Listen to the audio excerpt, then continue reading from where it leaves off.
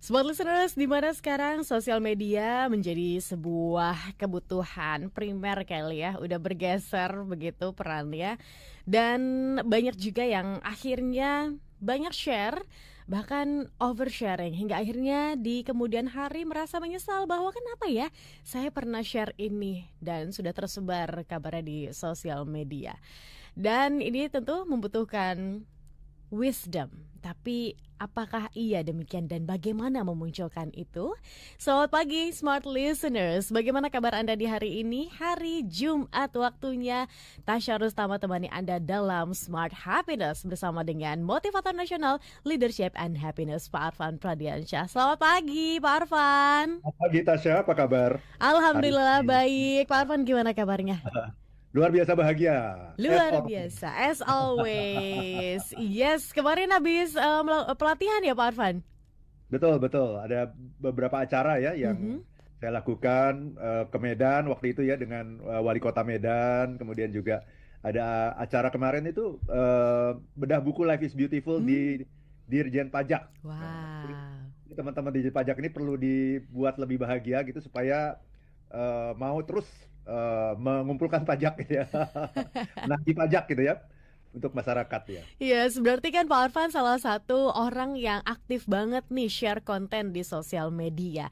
Tapi Ya, gimana kita mau tahu caranya Pak Arfan untuk saring apa yang di-sharing begitu kan ya, hingga akhirnya kita bisa juga sama nih untuk punya perspektif yang sama bahwa wisdom itu seperti apa sih bentuknya. Namun ya. sebelum kita sampai ke sana Pak Arfan, kita bahas dulu lagu yang tadi sudah diputarkan di awal perjumpaan kita. Silahkan Pak Arfan. Ya, terima kasih banyak Tasya. Jadi ini judul lagunya adalah The Internet Song dari band Mikkels.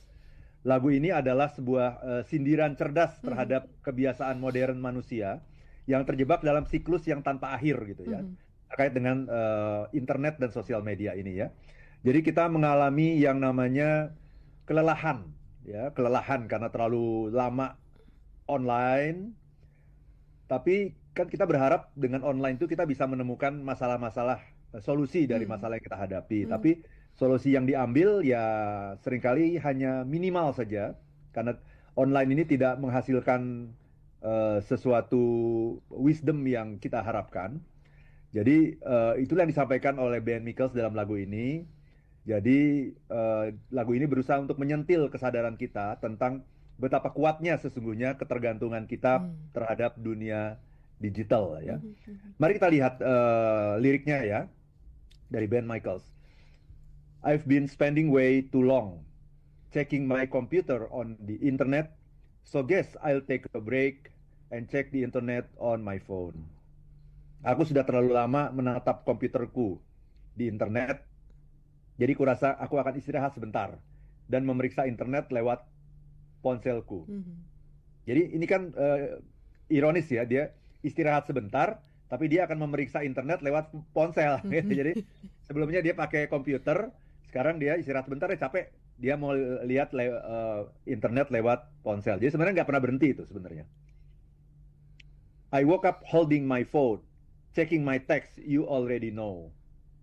Aku terbangun dari tidurku sambil memegang ponselku. Nah ini Mhm. anak saya sering nih kayak gini. Tidur sambil megang handphone, dia ketiduran gitu. Terus bangun handphonenya juga masih ada di tangan dia gitu. Checking my text you already know. Memeriksa pesan-pesanku yang kamu pasti tahu. I'm gonna scroll here for too long before I get up and go. There is too much new stuff to see.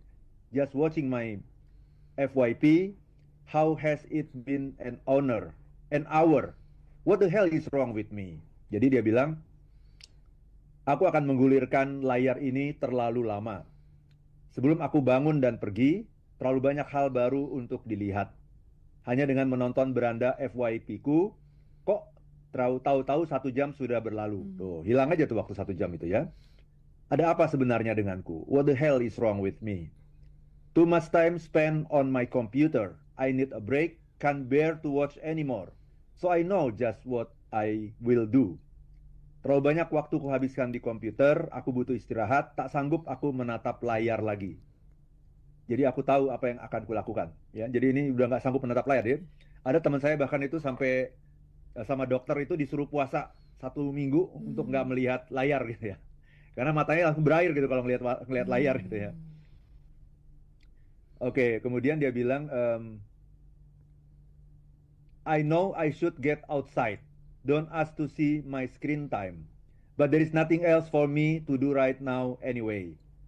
No more parties in LA or anywhere else, hopefully. But that's okay. I am chilling today. Future me can worry about the rest one day. Aku tahu seharusnya aku keluar rumah. Jangan minta lihat waktu di mana aku menatap layarku. Tapi tak ada hal lain yang bisa kulakukan sekarang juga. Nggak ada pesta lagi di LA atau di tempat lain. Semoga juga tidak ada. Tapi nggak apa-apa. Hari ini aku santai saja. Diriku di masa depan bisa khawatirkan sisanya nanti. My eyes feeling glazed over and my head is pounding harder than before. So I know just what I'll do. Mataku terasa berat dan buram, dan kepalaku berdenyut lebih keras dari sebelumnya, jadi aku tahu apa yang harus kulakukan. I know I need to make a change. Nah ini, aku tahu bahwa aku harus berubah. Right now the world's a crazy place. Sekarang dunia ini sedang kacau. Now just started watching the new season of my Netflix show. Sekarang aku baru mulai menonton musim baru serial Netflixku. So I will give myself a break. Jadi aku akan beri diriku waktu untuk beristirahat. Some say I'm making a mistake. Beberapa orang bilang aku salah besar. But once I'm done begging out, I will be ready to go. Tapi setelah aku puas bermalas-malasan, aku akan siap untuk melangkah lagi. Oke. Nah itu, jadi dia bilang, guess I'll take a break. Kurasa aku akan istirahat sebentar and check the internet on my phone. Balik lagi. Udah bilang istirahat tapi dia ngecek internet lewat teleponnya sekarang, bukan lewat komputer. Itu tasnya dari Ben Michaels di Internet Song. Orang yang nggak bisa keluar ya dari siklus itu ya Pak Arfan ya dengan mengecek internet, karena internet bisa ditemukan dengan mudah begitu kan, nggak cuma kita repot harus buka PC, harus buka komputer, harus buka laptop, tapi juga di genggaman sesimpel kita tap sekarang udah langsung kebuka semua kan. Nah smart listeners, tapi bagaimanakah memunculkan wisdom di dalam konten yang kita miliki? Kita akan bahas itu Pak Arfan, kita jeda dulu, tetap bersama kami smart listeners dalam program Smart Happiness. Kembali Anda ikuti Smart Happiness bersama Arfan Pradiansa. Too much content, too little wisdom. Jadi topik kami di pagi hari ini, Smart Listeners. Kami undang Anda yang ingin bergabung di 0812 11 12 959 atau di live chat YouTube channel Radio Smart FM. Mau say hey aja, boleh, silakan menyapa di kesempatan pagi hari ini, menyapa sesama Smart Listeners, begitu ya, menyapa Pak Arfan, boleh silakan. Atau Anda ingin bertanya atau mau berkomentar, boleh juga. Langsung sekali lagi di WhatsApp kami 0812 11 12 959 atau di live chat YouTube channel Radio Smart FM. Pak Arfan, too much content, too little wisdom. Ini kan jadi topik kita begitu ya di pagi hari ini. Kenapa ya ini menjadi sebuah sebab akibatkah atau seperti apa? Ya, terima kasih banyak Tasya ya. Jadi dunia sekarang ini kita kebanjiran informasi ya. Informasi itu banyak sekali, sehingga kalau kita ibaratkan kita itu punya tanggul gitu, ya, tanggulnya itu udah bobol gitu. Dan ketika tanggulnya itu bobol, itu yang masuk ya sampah-sampah itu semuanya masuk gitu ya. Jadi banyak sekali konten sekarang yang dibuat orang gitu. Dan setiap orang itu menjadi guru kehidupan. Bayangkan itu ya. Ini saya lihat ini sesuatu yang sangat berbahaya gitu. Ya. Kalau zaman dulu itu hanya orang-orang tertentu saja yang bisa berbicara, ya. Di satu pihak itu menjadi mungkin kurang demokratis gitu ya, tapi di lain pihak pembicaraan-pembicaraan yang ada di ruang publik itu menjadi pembicaraan-pembicaraan yang bermutu, yang berkualitas, yang ada bobotnya gitu. Karena yang bicara itu hanya orang-orang yang memiliki kredibilitas saja gitu, Tasya. Ya, bayangkan dulu kalau waktu saya masih muda itu kalau dengar mau tahu mengenai seks misalnya gitu ya, maka itu yang saya cari itu misalnya, oh ini kalau di media tuh yang ada tuh dokter Boyke misalnya gitu ya. atau dokter Nike L. Tobing misalnya gitu ya, atau dokter Wimpy misalnya gitu ya. Nggak banyak gitu. Ya, paling hanya bisa dihitung dengan jari gitu. Orang-orang yang bisa kita dengarkan konten-konten yang berkaitan dengan seks. Contoh begitu ya. Kalau sekarang semua orang menjadi guru seks. Semua orang. Dan kita tidak pernah tahu orang itu background-nya apa, pendidikannya apakah menunjang atau tidak, pengalamannya seperti apa, jam terbangnya seperti apa. Tapi dia bisa ngomong dimanapun mengenai seks menurut pengalaman dia sendiri yang kemudian digeneralisasikan gitu. Dia dianggap sesuatu yang umum gitu. Padahal itu cuma pengalaman dia sendiri. Bayangkan itu. Itu saya baru bicara mengenai seks saja ya. Di mana semua orang itu bisa menjadi guru seks. Begitu juga dengan masalah kehidupan. Kalau dulu mungkin yang bicara mungkin hanya para ulama misalnya gitu ya, atau pendeta, pastor, atau para guru-guru kehidupan, psikolog, filsuf gitu ya. Sekarang semua orang menjadi guru kehidupan. Gitu. Yang bisa mengatakan kepada kita, hidup itu kayak gini loh. Ini salah loh, ini bener loh gitu. Padahal dia tidak punya pengetahuan apapun tentang itu. Dia cuma mikir sendiri, langsung mikir, langsung ngejeplak di Instagram atau di TikTok gitu. Dan kita percaya itu, sayangnya kita percaya gitu. Jadi kalau kita bicara mengenai jurnalistik ya, dalam jurnalistik itu ada yang namanya kode etik, ada yang namanya kaidah jurnalistik, ya, ada yang namanya check and recheck gitu kan. Selalu gitu kan, kalau kita mau mengatakan sesuatu harus ada check and recheck, harus ada yang namanya cover both sides, mengcover dua sisi gitu. Nah sekarang itu udah nggak ada lagi gitu. Ya, dan kalau dulu mungkin masih ketika saya baru awal-awal masuk di Smart FM itu belum seperti sekarang ini kan. Jadi yang namanya media itu kan masih media konvensional kan. Kalau media konvensional itu kan terseleksi kan, Tasya kan. Misalnya radio Smart FM yang ngomong di radio Smart FM itu, yang diundang untuk bicara di radio Smart FM adalah orang-orang yang menurut standar radio Smart FM, orang-orang yang punya latar belakang tertentu, punya keahlian tertentu, punya jam terbang tertentu, yang punya kredibilitas untuk berbicara di dalam topik mereka masing-masing. Benar kan begitu? Kenapa? Karena radio bisa menyeleksi, punya kaidah jurnalistik, punya filter gitu. Sekarang kan enggak. Semua orang jadi guru happiness sekarang ini kan. Semua orang jadi guru marketing, semua orang jadi guru kehidupan. Dan yang sangat disayangkan kadang-kadang mereka cuman bermodalkan follower yang banyak gitu. Jadi kita itu lebih percaya sama orang yang punya follower yang banyak. Kita lebih percaya sama berita-berita yang viral. Dan kita kemudian tidak pernah kritis gitu untuk melihat berita-berita itu. Dan kita malah kurang percaya misalnya sama orang-orang yang mempelajari khusus bidang itu. Misalnya psikolog, filsuf, orang-orang yang benar-benar S2, S3 di bidang itu. Bahkan kita sangat menghargai misalnya influencer. Saya barusan baca di Facebook saya gitu ya. Ada seorang pakar dalam bidang tertentu, S3 gitu ya. Diundang oleh sebuah forum gitu, hanya dibayar 300.000 gitu ya. Hanya dibayar 300.000 rupiah.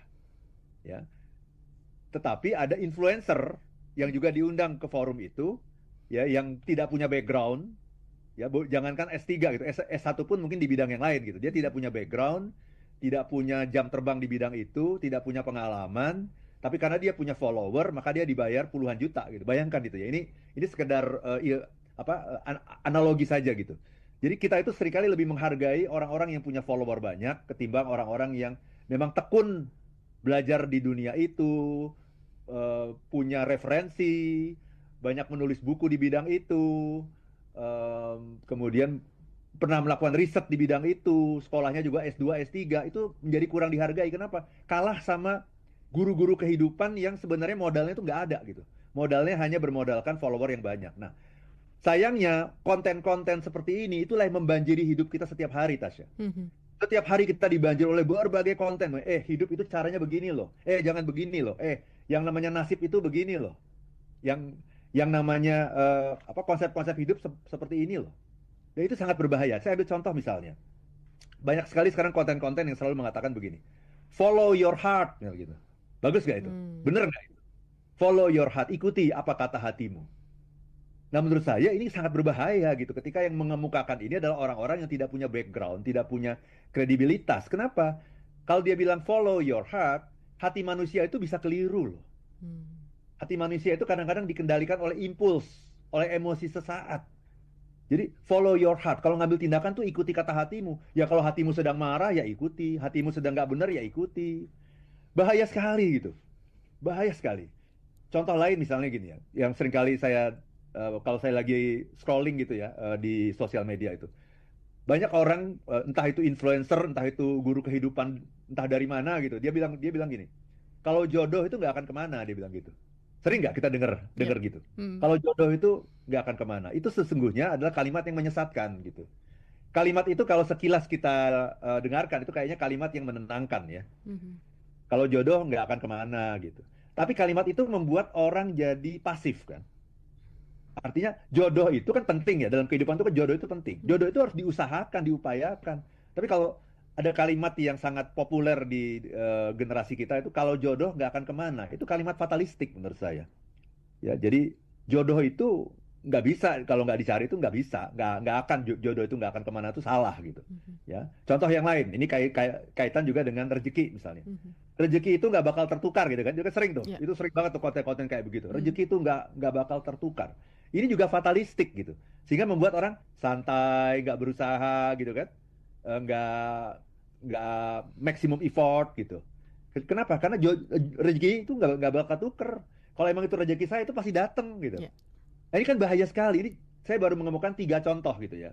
3 contoh mengenai betapa berbahayanya konten-konten yang seringkali kita lihat di Instagram, di TikTok, di podcast yang dikemukakan oleh orang-orang yang sebetulnya tidak berhak ngomong tentang itu. Tidak layak ngomong tentang itu karena dia tidak punya kredibilitas.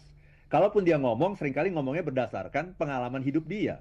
Dan pengalaman hidup itu digeneralisasi seolah-olah semua orang mengalami itu. Hmm. Nah, saya terus terang sangat prihatin dengan yang seperti ini gitu, karena pada akhirnya banjir informasi ini tidak akan menghasilkan wisdom. Bahkan bisa membuat kita tersesat dalam hidup karena kita terlalu percaya bahwa rezeki itu nggak bakal kemana. Jodoh itu nggak akan kemana. Follow your heart. Gitu misalnya begitu. Mhm. Semua orang, contoh satu lagi nih.